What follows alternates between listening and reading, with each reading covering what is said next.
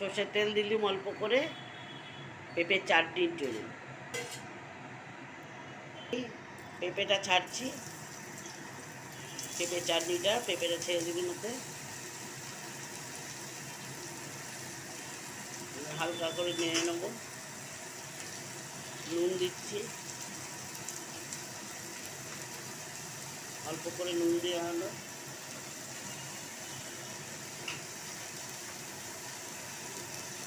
একটুখানি হলুদ দিচ্ছি, একদম অল্প হলুদ। এবার আমি এটাকে হালকা করে নেড়ে নিচ্ছি। নেড়ে দেওয়ার পর আমি চিনিটা অ্যাড করব।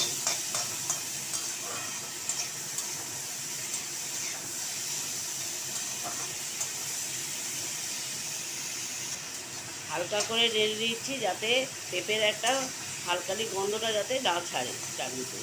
এবার আমি জলটা দেবো, অল্প করে জল দিচ্ছি, হালকা করে জল দেওয়া হলো। এবার একটু নেড়ে দেবো। এবার জলটা দিয়ে দিয়েছি, এটা ফুটছে। এবার পেঁপেটা সেদ্ধ হয়ে গেলে আমি বাকি সব জিনিসগুলো দেবো ভেতরে। এবার এটা ফুটে গেছে, এবার আমি কাজু আর কিশমিশটা এতে অ্যাড করে দিলাম। এবার হালকা করে নাড়ছি।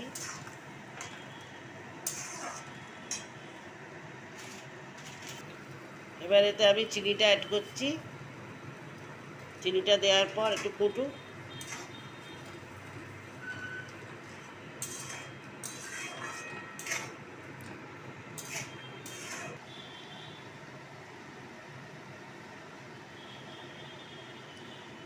এইভাবে পেঁপের চাটনিটা ফুটছে।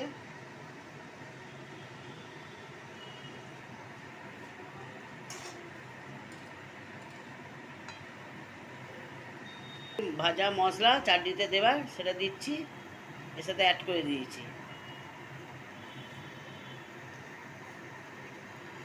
এবার লেবুর রসটা দেবো, দিয়ে নামিয়ে দেবো। লেবুর রস দিলুম, আধখানাই লেবু দিয়েছি আমি এতে। এবার নামিয়ে দেবো। এবার চাটনিটা আমার রেডি হয়ে গেছে। আমি একটা কাচের বাটিতে রেখে দিয়েছি। বাস এইভাবেই আপনারা করবেন।